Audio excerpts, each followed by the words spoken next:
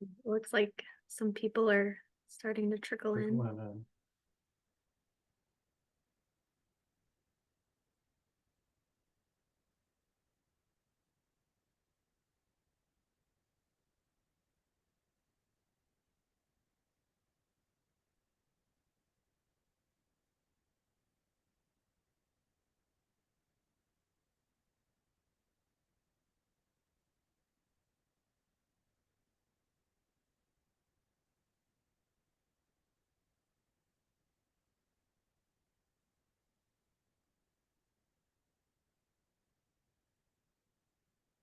Hello, everyone who's joining. Welcome to the second digital marketing workshop of the day. I hope you were able to join the first session on advertising in the age of social media restrictions for minors. We will get started in a minute here, so if you feel free to refill your drink and wait for people to trickle in.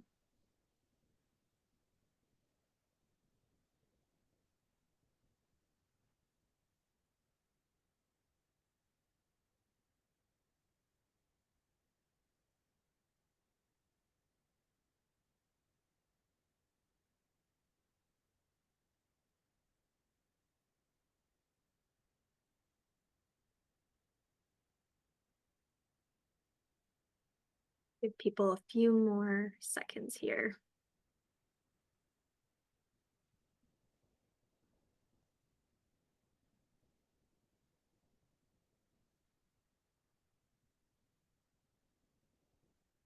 All right, I think we're ready to get started.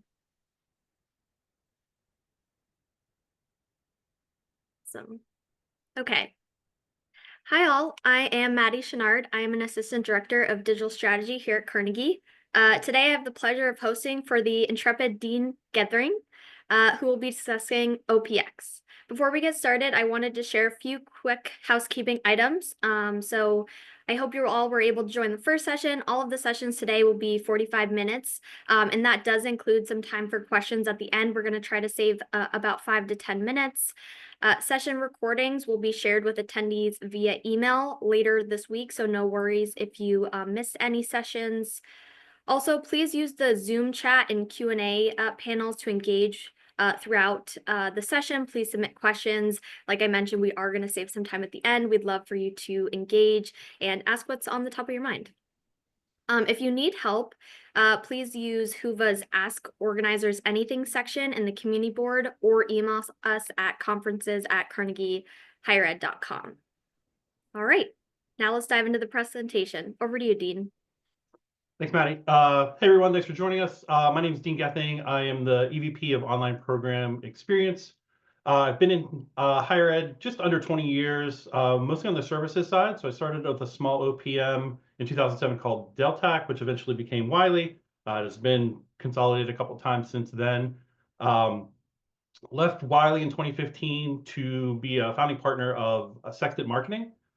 We were one of the leaders or first to market in unbundled services, essentially taking the expertise that we developed in the OPM space, the processes, the technologies, those types of things, and delivering them to the market in an unbundled way.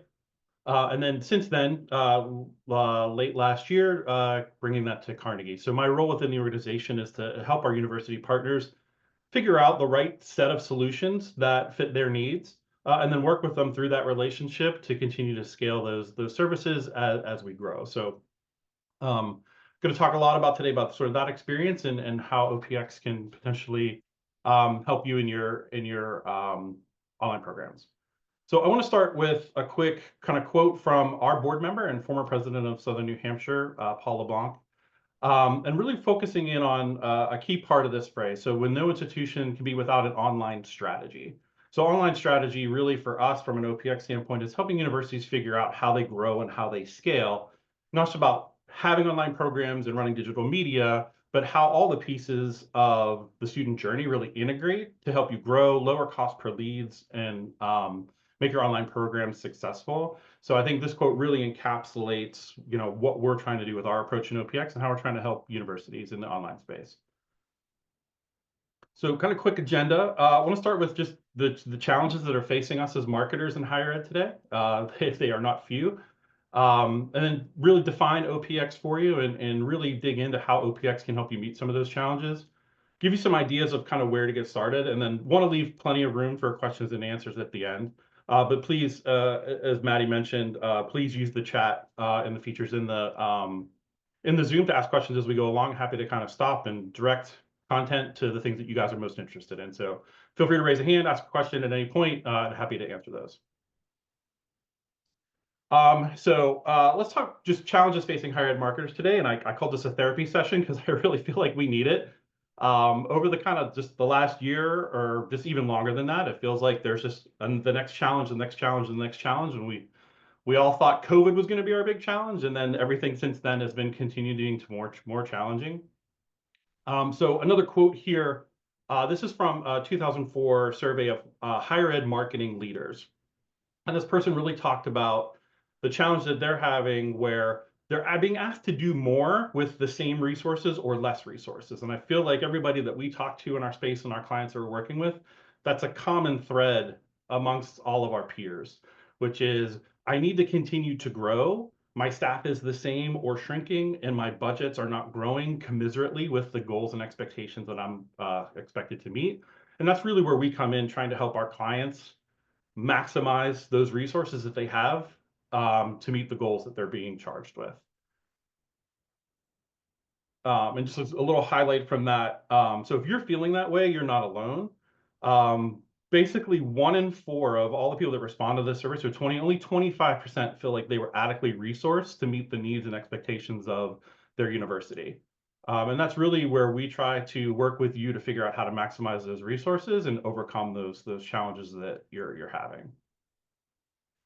So just real quick questions. If you're in this world of feeling like flat or declining budgets over last year and that your staff is the same or smaller than it used to be, I kind of relate to that. And kind of this, one of my favorite marketing memes of all time is your marketing plan feels great, your budget is adequate, and the expectations of delivering that budget are astronomical. So this has kind of been one of my favorite memes of all time. So I think in any situation, you're kind of asked to deliver more than what's possible. So we got a quick poll question from you just to kind of get a feel for who we've got in the room. So just getting a sense for sort of what your model looks like right now. Are you executing this completely in-house? Do you have sort of 1 or 2 partners, maybe a branding agency or a media agency you're working with? Do you have more than 2 partners, multiple partners across your infrastructure? Or are you working with an OPM? This just gives an idea of sort of who's in the room, so to speak.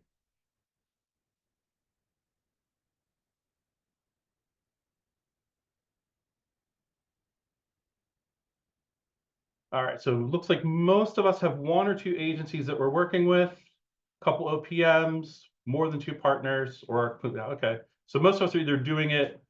Oh, great question. OPM.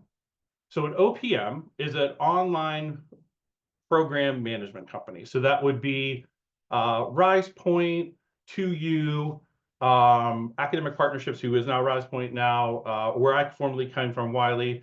These are companies that essentially have built infrastructure and will front capital for schools and universities. So the school university partners with the OPM. The OPM will spend their capital to generate leads. They'll hire all the teams on their side, run all things through their system, and on the back end, they'll deliver students for the admit decision. And then to recoup that revenue, they share tuition costs with the university. So there's a revenue share on the back end of that. That's the world that I came out of. It's mainly a closed system that basically your brand goes in the front end and students come out the back end with very little transparency in the middle. The benefit of that is really the capital investment, where universities don't have the opportunity or the funds to be able to go and make that venture into the market and deploy those resources. The OPM comes in and does that for them, and then there's revenue share on the back end. Our perspective on that, or where really Sexton and merging with Carnegie came from, is like there's an alternative model there where we can take all of those processes and systems, put them into an unbundled service offering or a menu, if you will, and allow schools to build their own plan around the resources that they're really strong at versus what would they feel they wouldn't be comfortable outsourcing to us. And that's kind of really the heart of what we'll get into as we move along here through the conversation. So hopefully that helps with sort of the definition of what an OPM is. Kind of following up on that, I feel like a lot of us live in this world too, and where marketing and enrollment may not always be on the same page in terms of the resources required to deliver the enrollment target. I feel like there's always this constant push and pull between we need more leads, we need more budget, and leadership going, we don't have any more money to spend. So again, this is where we're coming in and helping institutions make those connections. I feel like there's stronger connectivity between marketing, enrollment, and systems and processes, because that's really the secret sauce of what like the large nationals like um, Southern New Hampshire and others have really built their business on, is finding that efficiency in the relationship of every student touch point to deliver on the ROI expectation. And so if that wasn't enough, we obviously have a lot of macro industry trends facing us. So like one of those, keeping up with technology. So like everybody wants to know what you're doing with AI, what's happening with AI, are you using AI, where's AI going? And we're trying to all stay ahead of that. Meanwhile, our staff isn't growing. We don't have people that are dedicated to learning and figuring out AI. So, you know, keeping up with technology is a real challenge for a lot of universities, particularly smaller ones. We've got population trends, and you know, everybody talks about the enrollment cliff, and you hear that more on the traditional side of things. But really, that's a challenge for online too, because not only are those high school students leaving, their parents, who are the adult learners or the graduated students, are actually leaving your area as well. And as we all know, a majority of our enrollments for online do come within a typically 100-mile radius of our campus. So don't dismiss the population trend issue as a challenge for online as well as traditional. The online market is ultra competitive right now. You have large nationals like Western Governors, Southern New Hampshire, Arizona State, that are likely competing with you in your own backyard on a national basis.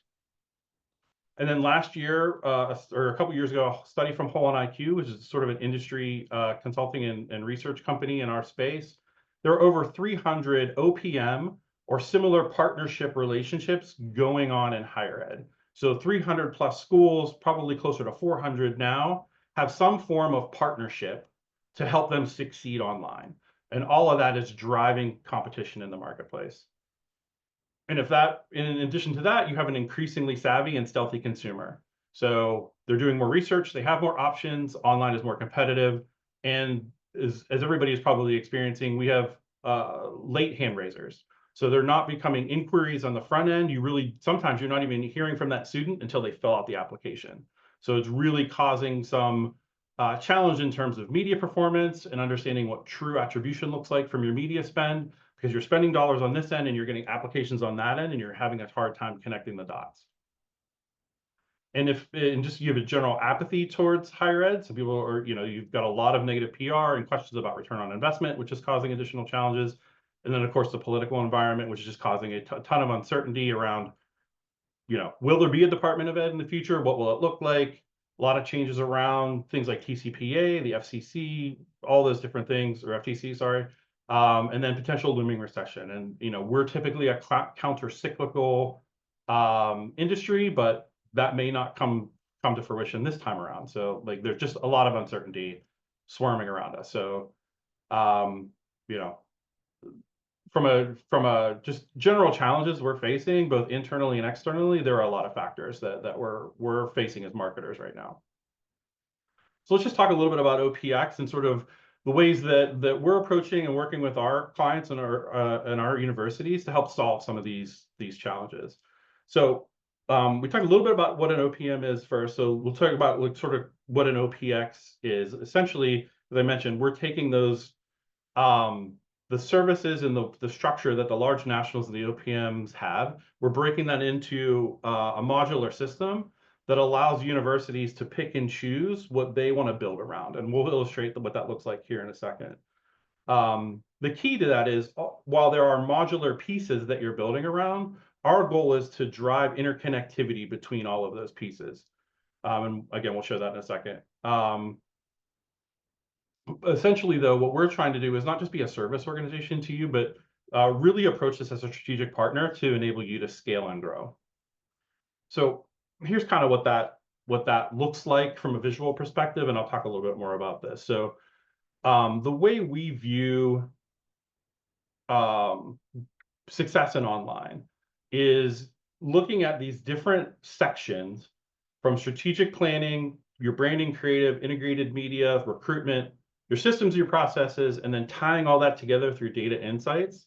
Not only do each of those pieces need to be working and functioning optimally, they need to be working together in order to optimize the yield that you're getting from your media spend and making sure that you're getting good quality inquiries at the top of the pipeline, that you're reaching them with your post-lead inquiry efforts, and that those students are able to enroll at a faster and more frequent rate to drive efficiency. What the OPMs do and what the large nationals do really well, it's really their secret sauce, is driving efficiency, making sure that every dollar they spend through this interconnectivity results in a lower cost per student enrollment and helps them grow their overall student base. So what we focus on is helping any size school, large, medium, or small, determine what your competencies, your capacities, your expertise is, and then come in and select services from our menu of opportunities to help you build a system like this, and then bring the people and the processes and the connectivity to bear to help you succeed and compete with those other large nationals and those other partnerships that are online. And we do that on a fee for service basis, and that with a ton of flexibility and scalability that allows you to grow, and most importantly, gives you more transparency and more ownership into the entire process. So let's kind of just show you what that looks like here. So where most of our universities start is on the integrated media side, and really helping and leveraging the expertise that our media team has to drive quality inquiries for you and help you scale that. That comes along with a certain level of data insights, digital dashboards, media analysis, cost per lead, that type of relationship, which you're probably used to. If most of you have one or two partners, you'd likely have a media relationship partner. So we do that and we execute that really well. What we do differently is we have a focus on enrollment. So we're not going to talk to you a lot about cost per lead. It's a leading metric and it's important, obviously, but what we're focused on, again, is this system and which campaigns, what media dollars are driving enrollment and optimizing towards that, which sometimes means we're going to optimize towards a higher cost per lead versus a lower cost per lead because the yield from those campaigns are higher. So that's sort of where our focus differs a little bit from others. Typically, the progression goes to, well, lead flow looks great. I only have a small admissions team. Our admissions team telling me they're overwhelmed. Can you help me with that? So we move into some type of post-lead support with our universities, typically lead qualification. We can take students from initial inquiry through to total enrollment, or even helping them with email and automation through our awesome Slate team. Typically then, I'm going to highlight some opportunities here from a strategic planning standpoint that's sort of the next natural progression.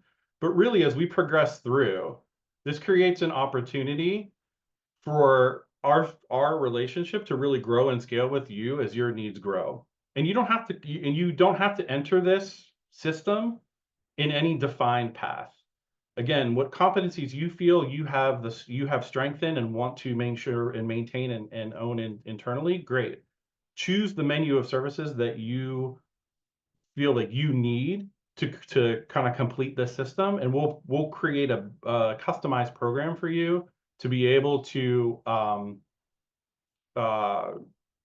wrap that around your existing services, and then bring the people and the processes to bear that will make this successful. So again, it doesn't matter if you're large or small, you have one online program or 20 online programs, you've been doing it for 1 year or 10 years, there's an option within here that can suit your needs. One of those key concepts and the way we get to this is through something that we call the flip funnel. Essentially, what we do is we look at your enrollment goals. How do you want to grow next year, the year after that, and so on?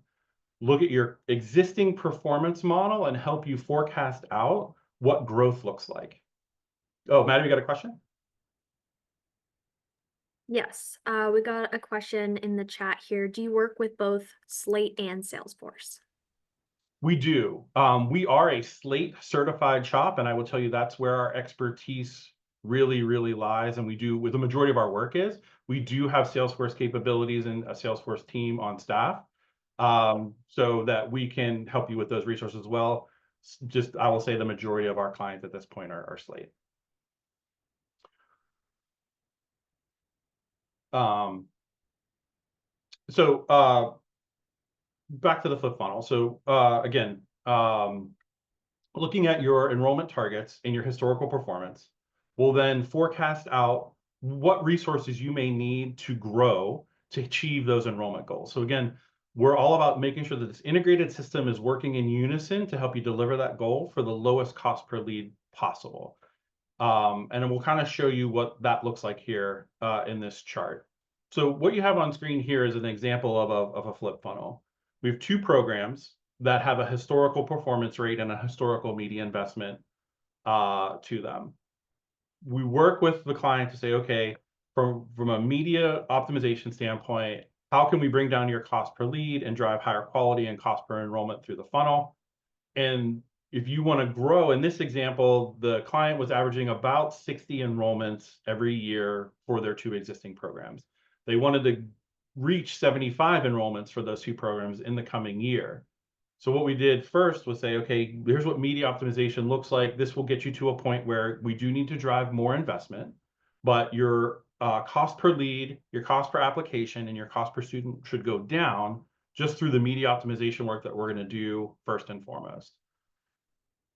What we can then do is work with you to strategize enrollment optimizations and funnel, what we call funnel economics, or remove friction from the funnel to actually drive that further down by optimizing the post-lead activity, whether that be lead qualifying or different technologies or email automation, you name it. What are those strategies that we're going to deploy to achieve this and come to a final plan to drive a really, really efficient cost per lead and cost per student enrollment?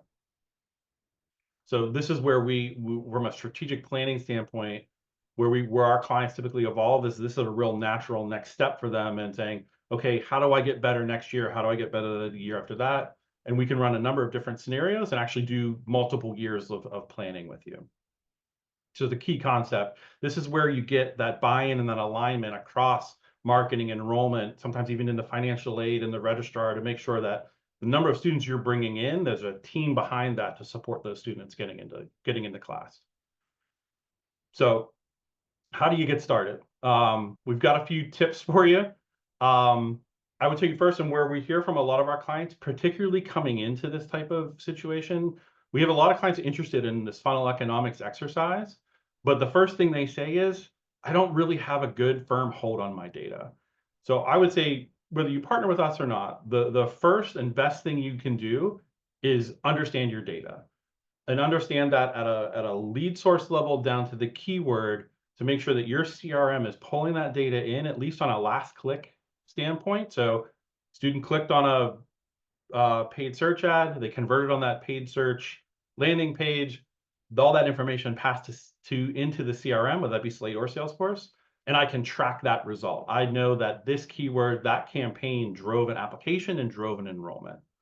And that you can aggregate that data in a way that enables you to start to understand what your historical funnel looks like. Very simply, how many apps did I generate? How many apps completed? How many accept and how many enrolled? If you can get to that data first, you're already set up for success. So I would say data first, and actually data second and third could really be all 3 points on the chart. I would also say set expectations as best you can. I know we're all trying to do that all the time, but understanding that we are in a competitive environment and that what something like a flip funnel can do, it really sets those expectations. That says it's a data-driven methodology to say, this is what it's going to take for us to succeed and drive to these enrollment goals. And it's formulaic. We understand exactly how to approach it and we can quantify that. And that really helps that expectation setting. And the next, research. And this doesn't mean go hire a research company or invest a lot of dollars in research. This can be simple desk research, but I would advise you, if you're doing, if like, survey your current group of students, get an understanding of what their motivations are. Really understand your competitors and what that competitive white space is for you, where are you going to win, and really understand programs. That's really important to online success. Yes, Maddie. We had a question regarding data first. Uh-huh. Can you talk a little bit about overcoming some of the challenges that occur around closed loop reporting as legacy systems come into play and cross-site navigation limits some tracking? So yeah, so cross-site navigation, I'll kind of I would call that sort of the idea of attribution, right? So it's like, I don't know all the media touch points. That's fine. I would tell you, if that's your struggle, then great. You've probably solved the first thing, which is I get the last click attribution. If you don't have last click attribution and understand that, get there first. We have some additional solutions in data tracking. There's a lot of solutions out there, using ping, for instance, within Slate instances and those types of things. If you're trying to understand media attribution, there's also other ways to sort of build reference points. So one of the things that we'll look out outside of attribution, direct attribution and tracking through pixels would be lift in brand. So when you're more aggressive or you're going into a new market with your upper funnel media tactics or even your lead gen media tactics, you should see brand uplift, both from an organic and a paid standpoint. You can also use GA4 to look at assisted conversions. So there's different points where you can start to look and get understanding of your total media attribution. And I said there was can you repeat the first part of the question for me? Because I think I answered the last part. Yes. Some of the challenges that occur around closed loop reporting as legacy systems come into play. Maybe if the person who asked that question could expand on that. I think there are, first and foremost, if you're having system challenges where the data is either you're transferring from another system or one system isn't talking to another, that is definitely going to be a challenge. I would say try to address that first and foremost from a system standpoint, whether that's working with your IT team or bringing in another organization to help you fix your systems first. That's sort of like making sure that your house is in order before you kind of grow bigger.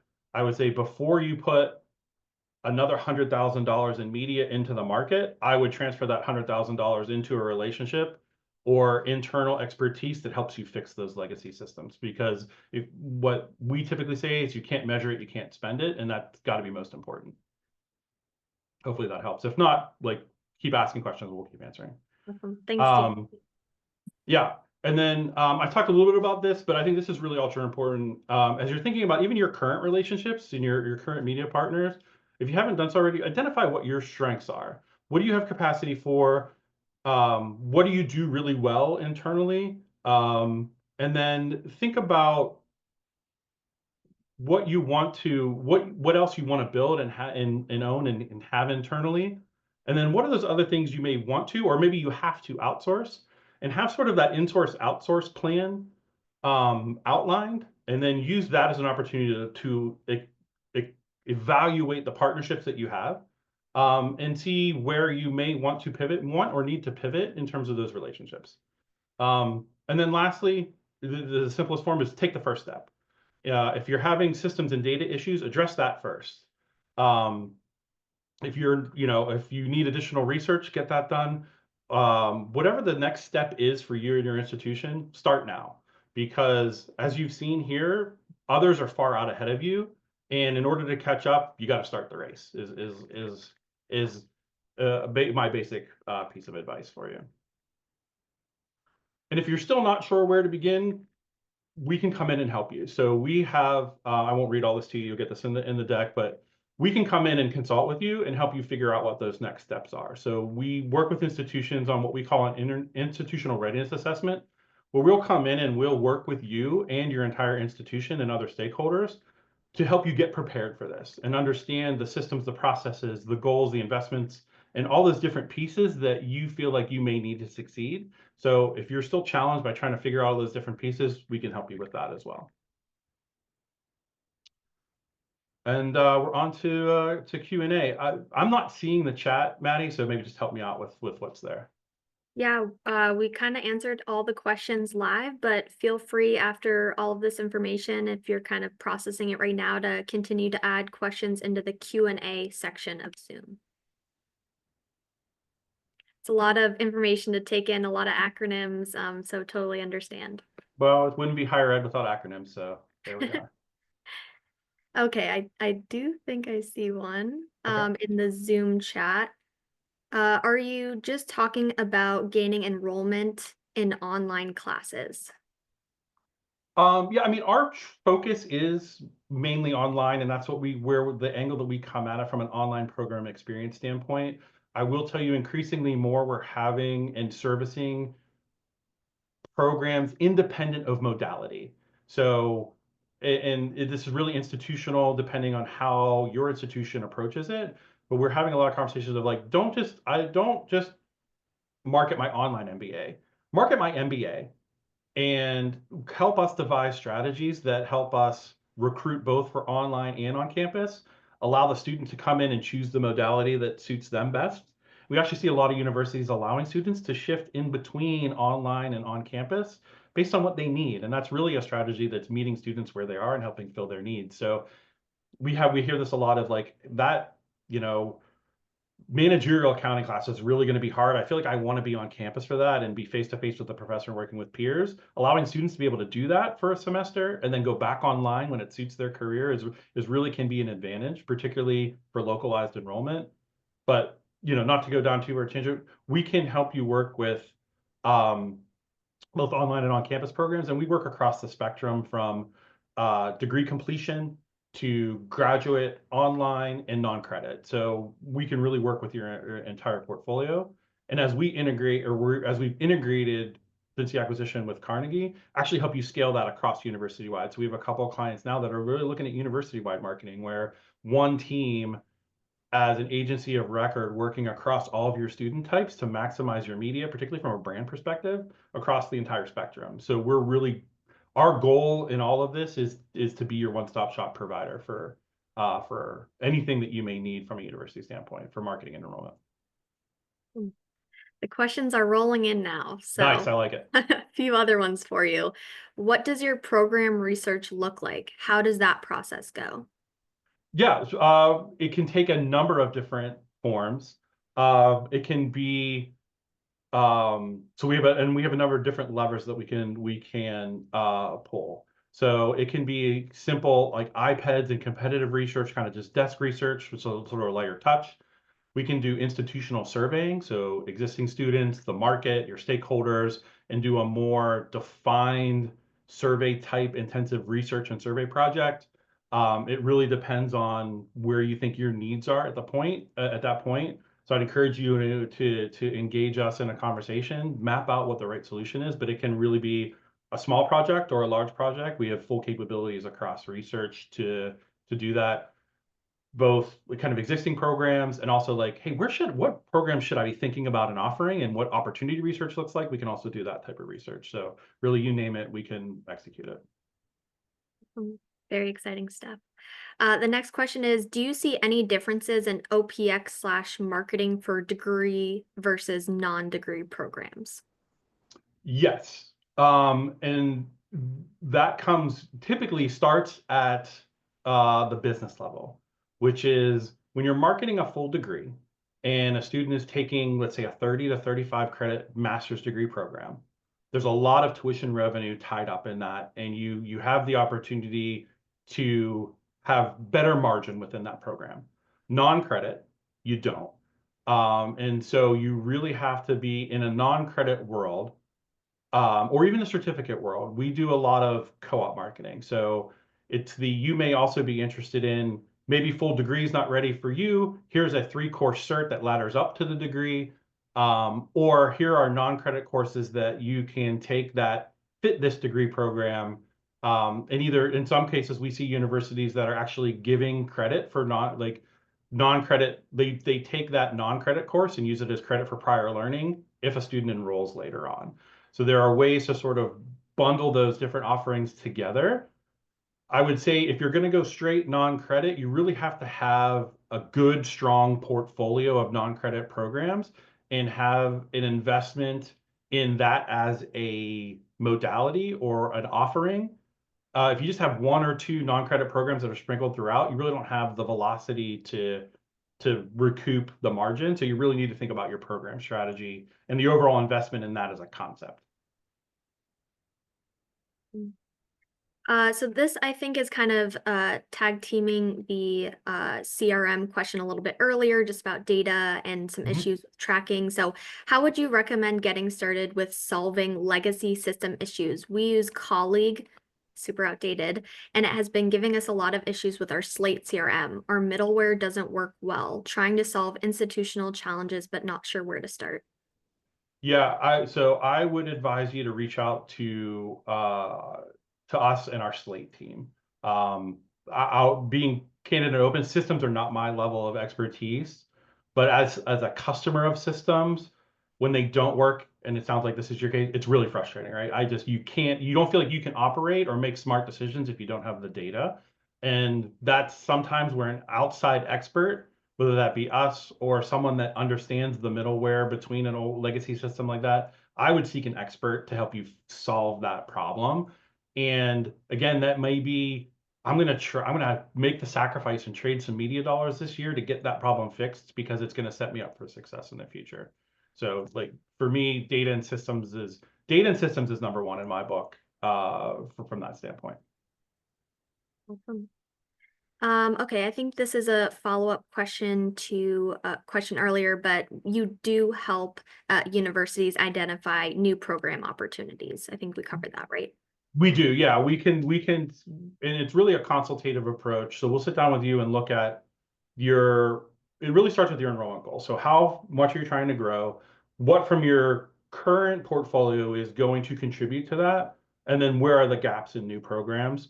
Like, so we'll look at the white space in between existing programs. I have an MBA and I have a master's in accounting. Okay, there's an obvious fit for Masters of Finance or similar programs within that portfolio.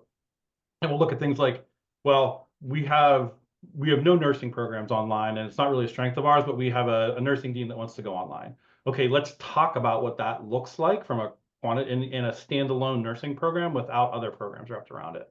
So we really take a consultative approach with you, and then we bring in other pieces of data, looking at employment opportunities, workforce, all those different things to align the right program mix. Because program offering is really a key portion of online success, having the right programs that have the right amount of scale. And it's not really yes program or no program. It's like, well, if you do this program, here's how to best do that. And here's the enrollment expectation you can have for that. So there's times if you're working with an OPM because they're trying to find efficiency, they may say, no, we're not, that's not a program that we're going to take to market. We do things differently. It's not a yes or no, it's a how big and how fast. A few more questions here, Dean. Yeah, Do fire away. you I think run we got the time. Let's keep going. awesome. Do you run the application in-house at Carnegie, or can the application be a CAS or created on the school side? Entirely up to you. So I'll cut through a theme. We will wrap around your systems and your processes and what you do really well. If you have an application you like, or you're working with CAS or other types of enrollment engines, we will build our processes around that and interconnect with that and how you want us to operate. So it is optional, it's flexible, and we will build around your application. We may have recommendations for you. So if you're running Slate and you're not using a Slate app, we may recommend here's a more efficient way to do it and tie data together. We'll come with that. We'll come armed with that advice and guidance. But really, we're here to be flexible and build around you. All right, next one. With the competitive landscape of online, I've noticed speculation of audience, assuming an adult learner audience. Is this accurate, or are you finding the audience for online to be broader? The audience for online is broader, and differentiated. So um, the degree completer, I think a lot of us know the stat, 36 to 40 million people with some college, no degree. They have a different set of motivations, needs, and wants, and support systems that they need. They may need more coaching. They may need new students, more student support. They may be more focused on price and time to completion because they have a greater urgency and a greater need for flexibility. A graduate online student has, while they may be the same age and the same people and even working at the same company, may have a different set or likely has a different set of motivations and needs and wants. So both online programs, both online students, but a different set of approaches to the way they're evaluating their online education opportunities. In both cases, I think there's a alternate market out there for um, shorter certificates, what we're seeing with boot camps and other alternatives. So in the competitive landscapes, there's just more choices. Not only if I'm straight degree program, there's likely 3 universities now in my backyard that have the program that I want. So I've got more choices. I'm going to do more research, and I'm not going to raise my hand until I've narrowed down my list. Now there's also educational options that I have if I don't want to invest in a full degree. And again, as I talked about, just educational apathy in general is like, well, the ROI is not there. I'm seeing my colleagues getting laid off and they've got their master's degree, and what's that going to do for me? And maybe that's not an investment I want to make right now. So that we have all these different macroeconomic challenges as marketers in terms of growing enrollment. And so we're able to, I think what we're really good at is enabling us to understand that market and figuring out how you can compete amongst all those. Okay, last one here. In your experience, are institutions utilizing on-demand asynchronous courses or more interactive synchronous courses on a semester schedule? Which are more desirable? Love this question. Love this question. We're actually seeing both, and it really depends on degree type. I will tell you the professional learner, whether it's adult degree completion or graduate, and we all live this every day, right? We have demanding jobs, we have demanding home lives, and we're still trying to fit our educational desires into that. So what that translates to is non-cohort synchronous or asynchronous education, meaning I can take a semester off if I need to take a semester off. I can be online. I don't have to be anywhere at 6 o'clock on a Friday or taking my Saturday to gain my education. By far, that is the educational opportunity that most adult learners are seeking. There are instances where we are seeing synchronous cohort offerings in the marketplace for higher premium type degrees that people are interested in the learning experience. So if they're flexible enough or have the opportunity to really invest in that learning experience, they're choosing alternatives to that. I will say regardless, the educational experience, the product itself, the support systems, the faculty, the quality of the program ultimately wins the day, depending on despite the structure. So what I will tell you about that is really good programs retain really well. And the old adage is it costs more or it costs less to retain a customer than it does to earn a customer. Same thing in higher ed. If you're not focused on retention, so I'm going to kind of complete the loop here on the OPX pitch is focus on retention. So if you're maintaining your student enrollment and you're garnering that tuition revenue, that's really another secret sauce of OPMs and large national is retention. So I've earned the student, they're continuing to pay that tuition dollar over the lifetime of their degree program. That's where my revenue really comes in. All right. Those were all of our questions, and we're running right up on time here. Right So on time. we Excellent go job. to our last slide. There you go. All right, very exciting announcement to close us off here. All digital workshop attendees are eligible for an exclusive 20% discount on a 12-month conversion rate optimization package. So you can just scan the QR code on the screen to learn more, and the offer is available for those who sign up before May 31st. So this offer is going to run for about 2 months here. All right, right at time here. I hope most of you are able to join us for our next session, maximizing community college marketing budgets, smart strategies for FY26 at 12 p.m. Eastern. Thank you all for participating in this conversation, and please reach out to us if you have any further questions. I hope you all enjoy Thank you all. Great questions. Thank you so much. Thanks all.